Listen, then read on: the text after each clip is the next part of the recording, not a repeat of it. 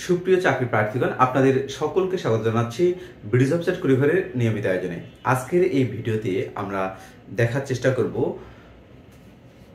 বাংলাদেশ ডাক বিভাগের মেট্রোপলিটন সার্কেলের যে বিশাল বিশাল দুইটি সার্কুলার প্রকাশ করা হয়েছিল গত 10/2/2025 খ্রিস্টাব্দ তারিখে। এই সার্কুলারের আবেদনের লাস্ট ডেট হচ্ছে 9/3/2025, অর্থাৎ আগামী একদিন পরেই এই সার্কুলারের ডেট শেষ হয়ে যাচ্ছে। সুতরাং আপনারা যারা এখনো অ্যাপ্লিকেশন করেননি, অতি দ্রুত আজকের মধ্যে অ্যাপ্লিকেশন কমপ্লিট করার চেষ্টা করবেন। আজকের এই ভিডিওতে আমরা মূলত দেখার চেষ্টা করব এই সার্কুলারের গুরুত্বপূর্ণ কিছু পদ এবং আরো গুরুত্বপূর্ণ কিছু ইনফরমেশন জানার চেষ্টা করব। দেখুন, এই মেট্রোপলিটন সার্কেলের টোটাল দুইটি সার্কুলার প্রকাশ করা হয়েছিল। একটি সার্কুলারে 7টি ক্যাটাগরিতে 255 জন লোক নিয়োগ করা হবে এবং আরেকটি সার্কুলারে 15টি ক্যাটাগরিতে 123 জন লোক নিয়োগ দেওয়া হবে। টোটাল এই দুইটি সার্কুলারে 378 জন লোক নিয়োগ করা হবে। সুতরাং এই 378 এই ফিগারটা কিন্তু হিউজ অ্যামাউন্টের একটা ফিগার। দেখুন, এই ফিগারের মধ্যে আবার কিছু গুরুত্বপূর্ণ পদ রয়েছে। আমি সবগুলো পদ এখানে উঠাইনি, গুরুত্বপূর্ণ কিছু পদ উঠিয়েছি। যেমন এখানে postal operator, postman, mail carrier, mail operator, packer, এদের সম্পর্কে কিছু বলার চেষ্টা করব। তার আগে আরো কিছু কথা বলে নিচ্ছি। সেটা হচ্ছে এই সার্কুলারে, দুইটি সার্কুলারে আমি এখানে 1, 2, 3, 4, 5টি পদের নাম এখানে উল্লেখ করেছি, বাকিগুলো উল্লেখ করিনি কারণ এখানে পদ সংখ্যা অনেক কম। বাট বাকি যে পদগুলো রয়েছে, আমার এই চ্যানেলে একটা ভিডিও রয়েছে, সেটা হচ্ছে কমন পদ নিয়োগ বিধিমালা 2019 অনুপাতে। তো এই সার্কুলারের এই যে বাকি যে পদগুলো রয়েছে এগুলো বাদে এই বাকি পদগুলোতে যে কমন পদ রয়েছে, অর্থাৎ যেগুলো কমন পদ, এই পদগুলোতে আপনারা অ্যাপ্লিকেশন করার চেষ্টা করবেন। এখন কোনগুলো কমন পদ এটা দেখার জন্য আমার এই চ্যানেলে কমন পদ নিয়ে একটা ভিডিও রয়েছে। এই ভিডিওটি আপনারা যদি দেখেন তাহলে আপনার জন্য খুবই ভালো হবে। এবং কমন পদগুলোতে আপনি যদি অ্যাপ্লিকেশন করতে পারেন এবং যদি কোনো কারণে চাকরি হয় তাহলে কিন্তু আপনার প্রমোশনের যে সিস্টেমটা এটা কিন্তু অটো ওপেন হয়ে যায় আর কি এই কমন পদগুলোর জন্য। কারণ এখানে কমন পদ নিয়োগ বিধিমালায় স্পষ্ট বলা আছে এই পদগুলোতে অবশ্যই প্রমোশন দিতে হবে, এ ধরনের কথা বলা আছে। এখানে দেখুন, এই কমন পদগুলো ব্যতীত, কারণ এখানে পদ সংখ্যা কম, এই জন্য ওই কমন পদগুলো নিয়ে আমি আলোচনা করতেছি না। এখানে এই দুইটি সার্কুলারের যে উল্লেখযোগ্য পদ রয়েছে তার মধ্যে ধরুন পোস্টাল অপারেটর একটি খুবই গুরুত্বপূর্ণ পদ এবং উল্লেখযোগ্য সংখ্যক পোস্ট এখানে রয়েছে। এখানে টোটাল 138 জন লোক নিয়োগ করা হবে 8টি অফিসে। টোটাল 138 জন নিয়োগ করা হবে 8টি অফিসে। এই 8টি অফিস কারা কারা এই বিষয়গুলো আমরা আগে বলেছি। তারপরে এখানে গুরুত্বপূর্ণ যে বিষয়গুলো সেটা যদি আমি বলি, ধরুন এখানে আপনার ঢাকা জিপিও রয়েছে একটা অফিস, তারপরে বৈদেশিক ডাক ঢাকা রয়েছে। ঢাকা জিপিওর অবস্থান কোথায়? ঢাকা জিপিওটা হচ্ছে গুলিস্তানে। অর্থাৎ যারা এই পোস্টে আবেদন করবেন তাদের কিন্তু অবশ্যই মেট্রোপলিটন এলাকার আওতাভুক্ত হতে হবে, যারা হচ্ছে অর্থাৎ ঢাকা সিটির মধ্যে বসবাস করতে হবে। যদি আপনারা ঢাকা সিটির মধ্যে বসবাস করেন তাহলে কিন্তু এই পোস্টাল অপারেটর পদে অ্যাপ্লিকেশন করতে পারবেন। এটি কিন্তু 15 গ্রেডের একটি চাকরি। এখানে টোটাল 9700 থেকে মূলত শুরু হয় বেতন স্কেলটা এবং 30,490 এ ধরনের একটা স্কেল রয়েছে আমাদের। তো এই স্কেলে আপনি এখানে স্যালারি পাবেন প্রায় 18 প্লাস আর কি, 18,000 প্লাস টাকা স্যালারি পাবেন। তো এখানে ঢাকা জিপিও এখানেই লোক নিয়োগ করা হবে প্রায় 57 জন। এছাড়া আরো অন্যান্য অফিসগুলো রয়েছে, পর্যায়ক্রমে আমি আসবো। ঢাকা জিপিওর অবস্থানটা হচ্ছে আমাদের গুলিস্তানে। এখানে ঢাকা জিপিও নামে একটা অফিস রয়েছে, অর্থাৎ গুলিস্তানে 0 পয়েন্টে এইখানে, অর্থাৎ এখানে আপনাদেরকে চাকরি করতে হবে। বা ঢাকা জিপিওর যে বিভিন্ন সেটগুলো রয়েছে, বিভিন্ন যে শাখাগুলো রয়েছে, এই শাখাগুলোতে আপনাকে চাকরি করতে হবে। আপনি কিন্তু ইচ্ছা করলে এই ঢাকা জিপিওতে চাকরি নেওয়ার পর আপনার বাসা যদি লালমনিরহাট বা চিটাগং হয় তাহলে কিন্তু আপনি আপনার ওই লালমনিরহাট বা চিটাগং এই অঞ্চলগুলোতে কিন্তু যে পোস্ট অফিসগুলো রয়েছে তাতে কিন্তু পোস্টাল অপারেটর পদটি রয়েছে। সুতরাং আপনি কিন্তু এখান থেকে ট্রান্সফার নিয়ে ওই এলাকায় ইজিলি মুভ করতে পারবেন যদি আপনি পোস্টাল অপারেটরে জয়েন দেন সেক্ষেত্রে। তো এরপরে রয়েছে বৈদেশিক ডাক ঢাকা, মানে ঢাকা FGN, আমরা এটাকে ফরেন পোস্ট অফিস বলি, ঢাকা ফরেন পোস্ট অফিস মানে বৈদেশিক ডাক ঢাকা। এখানকার প্রধান হচ্ছেন একজন DPMG। এখানে প্রায় 100 জন প্লাস সংস্থাপন রয়েছেন। এই অফিসে, শুধু এই অফিসে নেওয়া হবে 30 জন পোস্টাল অপারেটর। কতজন নেওয়া হবে? 30 জন পোস্টাল অপারেটর নেওয়া হবে শুধু এই অফিসে। তার মানে এই অফিসে যারা জয়েন দেবেন আপনারা কিন্তু এখান থেকে আপনার গ্রাম অঞ্চলে এখানেও কিন্তু আপনি যেতে পারেন, যে যেমন সিলেটে যেতে পারেন বা লালমনিরহাটে যেতে পারেন বা পঞ্চগড়ে আপনি যেতে পারেন। যদি আপনার মনে হয় যে আমি আপনার এলাকায় চলে যাব, এ ধরনের যদি ঘটনা ঘটে সেক্ষেত্রে কিন্তু আপনি এখান থেকে ট্রান্সফার নিয়ে ইজিলি যেতে পারবেন। আবার এরপরে আরেকটি অফিস হচ্ছে ঢাকা সদর, ঢাকা সদর হেড অফিস, ঢাকা সদর অফিস বলে এটাকে। ঢাকা সদর যে পোস্ট অফিসটি রয়েছে এই পোস্ট অফিসে, এই ঢাকা সদর পোস্ট অফিসে এখানেও প্রায় 100 জন প্লাস 100 প্লাস সংস্থাপক, এবং এখানে লোক নিয়োগ দেওয়া হবে 30 জন পোস্টাল অপারেটর। তার মানে এখানে দেখুন বৈদেশিক ঢাকায় হচ্ছে 30 জন, ঢাকা সদরে হচ্ছে 30 জন। আপনি কিন্তু এই ঢাকা সদরে জয়েন দেওয়ার পরেও নিজ নিজ এলাকায়ও আপনি পরবর্তীতে ট্রান্সফার নিয়ে যাওয়ার সুযোগ রয়েছে আপনার। এরপরে এখানে ধরুন ঢাকা দক্ষিণ রয়েছে, ঢাকা উত্তর রয়েছে। ঢাকা দক্ষিণে 1 জন বা 2 জন, ঢাকা উত্তর রয়েছে। তারপর RLO রয়েছে। RLO বলতে হচ্ছে return letter office. Return letter office মানে হচ্ছে যে এখানে ঢাকা GPO-তে এই অফিসটি অবস্থিত। এর কাজ হচ্ছে যে চিঠিগুলোর ঠিকানা থাকে না, এই চিঠিগুলো ডিস্ট্রয় করা বা পরবর্তী পদক্ষেপ নেওয়া, কি করা হবে সেই বিষয়গুলো ডিসিশন দেওয়া হচ্ছে RLO-র কাজ। তো RLO-তে বেশ কিছু সংস্থাপন রয়েছে, তার মধ্যে 1 জন লোক এখানে নিয়োগ দেওয়া হবে। যারা RLO-তে চাকরি করবে তাদের কিন্তু ঢাকা GPO-তে চাকরি করতে হবে, কারণ এই RLO অফিসটা ঢাকা GPO-তেই অবস্থিত। এবং বৈদেশিক ডাক ঢাকা যেটা, এই অফিসটাও কিন্তু ঢাকা GPO-তে এক কর্নারের নিচে অবস্থিত। ওকে, এ ধরনের কিছু অফিস হচ্ছে ব্যাগ অফিস রয়েছে। ব্যাগ অফিসে অথবা 1 জন বা 2 জন নেওয়া হবে। ব্যাগ অফিসটাও কিন্তু ঢাকা GPO-তে অবস্থিত। অর্থাৎ ঢাকা GPO-র আন্ডারে কিন্তু এই পোস্টাল অপারেটর এই পদে নিয়োগ দেওয়া হবে।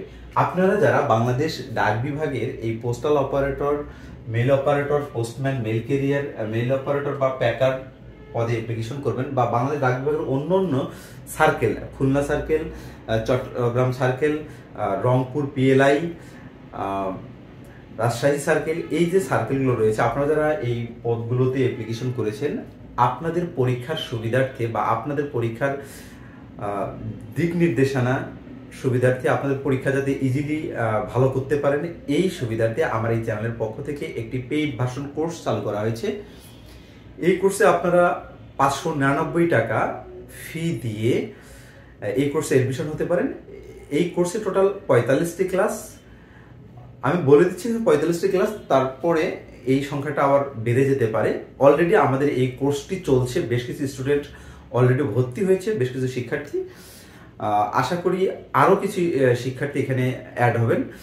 কারণ আপনি যদি এই কোর্সটি কমপ্লিট করেন, আপনি ডাক বিভাগের পরীক্ষার আদ্যপান্ত, প্রশ্নের আদ্যপান্ত, কারা প্রশ্ন করে, কোথা থেকে প্রশ্ন হয়, কি ধরনের প্রশ্ন হয়, গত 10 বছর প্রশ্নগুলো আসলে কেমন হয়েছিল, আপনাকে কোন বিষয়গুলো পড়তে হবে, কোন বিষয়গুলোর উপর গুরুত্ব দিতে হবে, কোন বিষয়গুলো আপনি বাদ দেবেন, এই যে বিষয়গুলো, এবং ডাক বিভাগের নিয়োগ পরীক্ষার যে সাজেশন, মানে একটা হট সাজেশন আপনি আমার এখান থেকে পাবেন। তো আপনারা যারা এখনো ভর্তি হননি, আপনাদেরকে আমি আমার পক্ষ থেকে আহ্বান জানাচ্ছি, অতি দ্রুত আমার এই চ্যানেলের যে হোয়াটসঅ্যাপ নম্বরটি রয়েছে 01726995630, এই নাম্বারে হোয়াটসঅ্যাপে যোগাযোগ করে আপনি ভর্তির সকল তথ্য পেয়ে যাবেন। তো এরপরে আসি আমরা এখানে পোস্টম্যান বা পোস্টম্যানের কথা বলা হচ্ছে। দেখুন এই 2টি সার্কুলারে, একটি সার্কুলারে পোস্টম্যান রয়েছে যাতে পোস্ট হচ্ছে এখানে 44 জন, অর্থাৎ 44 জন পোস্টম্যান নিয়োগ করা হবে। পোস্টম্যানদের নিয়োগ আসলে কোথায় হয়? দেখুন, প্রত্যেকটা পোস্ট অফিসে পোস্টম্যানদের পদ রয়েছে, কিন্তু পোস্টম্যান মানে হচ্ছে যারা চিঠি বিলি করে, অর্থাৎ আপনার পোস্ট অফিসে চিঠি আসবে, এই চিঠিটা গ্রাহক পর্যন্ত পৌঁছে দেওয়া হচ্ছে পোস্টম্যানের কাজ। সুতরাং আপনাদের যাদের বাসা হচ্ছে নিভৃত এলাকায়, যাদের বাসা সেই অঞ্চলগুলোতেও কিন্তু পোস্ট অফিস রয়েছে। সুতরাং এই পোস্টম্যানেরা কিন্তু আপনি ঢাকায় এই চাকরিতে অ্যাপ্লিকেশন করে জয়েন দেওয়ার পর নিজের সুবিধা মতো পোস্টিং নিয়ে কিন্তু আপনি যেতে পারেন। এবং এই পদে এটি হচ্ছে 17তম গ্রেডের একটি পোস্ট।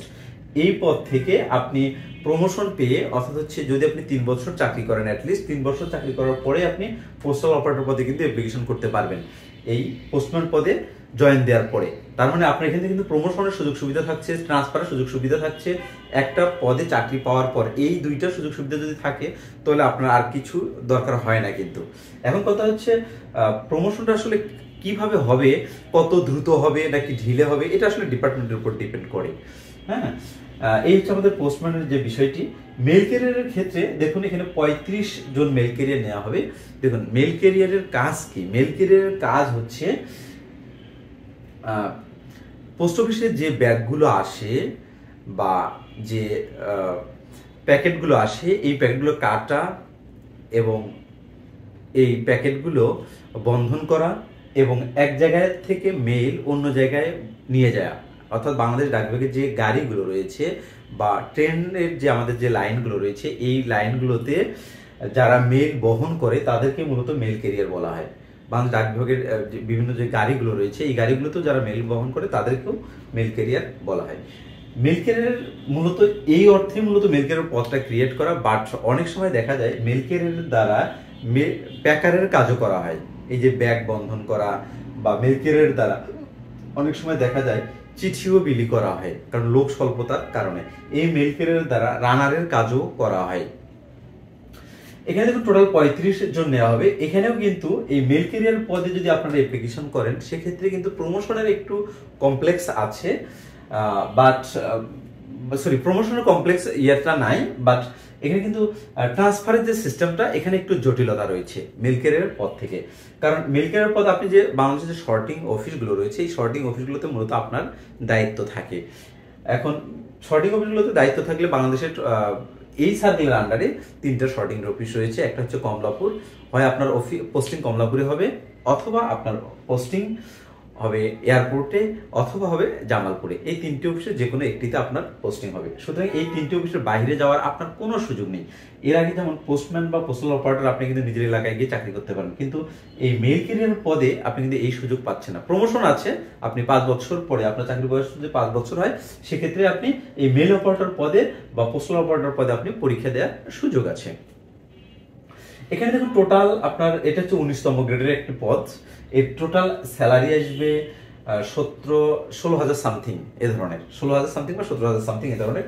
এরপরে আসে আমরা মেইল অপারেটর। দেখুন বাংলাদেশ ডাক বিভাগের যে ম্যাক্সিমাম যে কাজগুলো করা হয় বা চিঠিগুলো শর্ট করা হয়, ম্যাক্সিমাম চিঠি, পুরো বাংলাদেশের কথা আমি বলছি, পুরো বাংলাদেশের যে ম্যাক্সিমাম চিঠিগুলো শর্ট করা হয়, এই চিঠিগুলোতে সবগুলোই কিন্তু শর্ট করে থাকে মূলত এই মেইল অপারেটররা।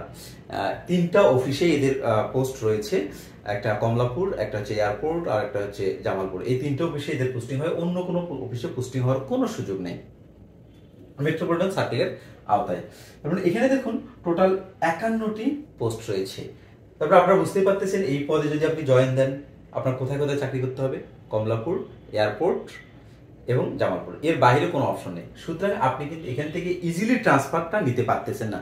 ট্রান্সফার নিতে গেলে অনেক দৌড়ঝাঁপ করতে হবে আপনাকে, তার মানে এইখান থেকে কিন্তু ট্রান্সফার সিস্টেমটা একদম খারাপ পজিশন। এরপরে আসি যদি আমরা এই মেইল অপারেটর পদে প্রমোশনের সিস্টেমটা কি। প্রমোশনের সিস্টেম আছে যথেষ্ট ভালো, যদি ডিপার্টমেন্ট চায় সেক্ষেত্রে আপনি প্রমোশনটা পাবেন, যদি ডিপার্টমেন্ট না চায় সেক্ষেত্রে আপনাকে চিল্লাচিল্লি করে কোনো লাভ হবে না। এই হচ্ছে mail operator. Mail operator grade হচ্ছে 15 পোস্টাল অপারেটরের মতো। দেখুন আমার একটা ভিডিও আছে যে পোস্টাল অপারেটর নাকি মেইল অপারেটর বা কোনটি বেশি সুবিধা, পোস্টাল অপারেটর, মেইল অপারেটর বা এদের কাজের পার্থক্য। এই ভিডিওটা যদি আপনি দেখেন আপনি ইজিলি ডিসাইড করতে পারবেন যে আসলে আপনার পোস্টাল অপারেটর অ্যাপ্লিকেশন করা উচিত নাকি মেইল অপারেটর অ্যাপ্লিকেশন করা উচিত, এবং এর কাজ কেমন মেইল অপারেটরদের, এই বিষয়টা কিন্তু আমি বলেছি আমার এই চ্যানেলে আছে। পোস্টাল অপারেটরের কাজ কি সেটাও আমি বলেছি। এরপর আসি প্যাকার। দেখুন এই প্যাকার এদের হচ্ছে পোস্ট হচ্ছে 25টি পোস্ট রয়েছে এই সার্কুলারে। এই 25টি পোস্টে আপনারা বিভিন্ন কন্ডিশন দেওয়া আছে, তারা অ্যাপ্লিকেশন করতে পারবেন। এই প্যাকার এদের কিন্তু বিভিন্ন পোস্ট অফিসে এদের জয়েন দেওয়া হবে। তার মানে এই প্যাকারেরা এক পোস্ট অফিস থেকে অন্য পোস্ট অফিসে ইজিলি প্রমোশন মানে ট্রান্সফার নিতে পারবেন। এবং প্রমোশনের যে বিষয়টা, এই প্যাকার থেকে 2 বছর চাকরি করার পরে আপনি এখান থেকে পোস্টম্যানে আসতে পারেন। পোস্টম্যানে আপনি 4 বছর বা 5 বছর চাকরি করার পরে আপনি পোস্টাল অপারেটর বা মেল অপারেটরে দরখাস্ত করতে পারেন। দরখাস্ত করলে বিভাগীয় পরীক্ষার মাধ্যমে, প্রমোশনের মাধ্যমে মেল অপারেটর বা পোস্টাল অপারেটর পর্যন্ত আসতে পারবেন। এবারে আসি মেল অপারেটর এবং পোস্টাল অপারেটর থেকে প্রমোশনের যে সিস্টেমটা, বেশ কিছু সিস্টেম রয়েছে এবং এই দুইটা পদ থেকে আপনি নবম গ্রেড পর্যন্ত যাওয়ার সক্ষমতা রাখেন।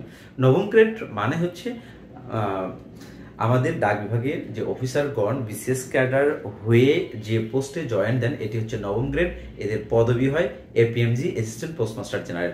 এই পদ পর্যন্ত আপনি প্রমোশন নিয়ে যেতে পারেন। এবং আমাদের ডাক বিভাগে এমনও ইতিহাস রয়েছে, এই মেল অপারেটর বা পোস্টাল অপারেটর থেকে ডিপিএমজি পর্যন্ত হয়েছে 1 জন বা 2 জন, সর্বোচ্চ এর বেশি কিন্তু নাই। কিন্তু এই সংখ্যাটা খুবই কম, আমি বলছি 1 জন বা 2 জন।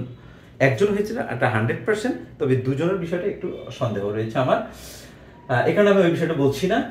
তো আপনারা আসলে বুঝতেই পারতেছেন যে এই যে সার্কুলারের মেট্রোপলিটন সার্কুলারের যে নিয়োগটা দেওয়া হয়েছে, এই 2টি সার্কুলারের গুরুত্বপূর্ণ পদগুলো নিয়ে আমি শুধু আলোচনা করেছি। বাকি যে পদগুলো রয়েছে এই পদগুলো আপনারা দেখে নেবেন এবং অতি দ্রুত আপনারা অ্যাপ্লিকেশন করবেন। যদি কারো কোনো অ্যাপ্লিকেশন প্রবলেম থাকে বা এই পদগুলো সম্পর্কে কোনো ধরনের আপনার জানার ইচ্ছা থাকে, আমার এখানে যে হোয়াটসঅ্যাপ নম্বরটি ছিল 017699560, এই নাম্বারে আপনি যোগাযোগ করলে সব তথ্য পেয়ে যাবেন। আপনাদের সকলের সুস্বাস্থ্য কামনা করে আজকের মতো এখানে শেষ করছি। আবার বলে যাচ্ছি, আর মাত্র 2 দিন টাইম আছে। 2 দিনের মধ্যেই কিন্তু আপনার এই মেট্রোপলিটন সার্কেলের নিয়োগ বিজ্ঞপ্তির তারিখটি শেষ হয়ে যাবে। সুতরাং কেউই মিস করবেন না। আল্লাহ হাফিজ।